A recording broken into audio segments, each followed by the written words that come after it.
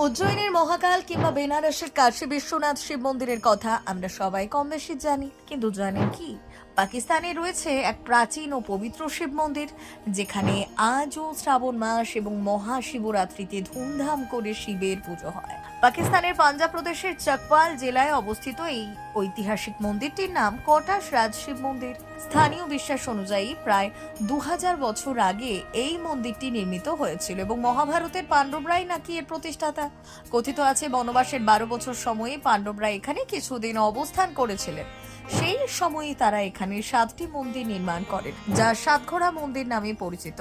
অনেকে আবার মনে করেন এই স্থানটি সেই জায়গা যেখানে যুধিষ্ঠির যক্ষের কঠিন প্রশ্নের উত্তর দিয়েছিলেন। মন্দির চত্বরে একটি পবিত্র জলের কুণ্ডও রয়েছে, যা কটাশ রাজকুণ্ড নামে পরিচিত। পুরাণ অনুসারে সতীর মৃত্যুর পর শোকাহত মহাদেবের চোখের জল থেকেই এই কুণ্ডের সৃষ্টি হয়েছিল।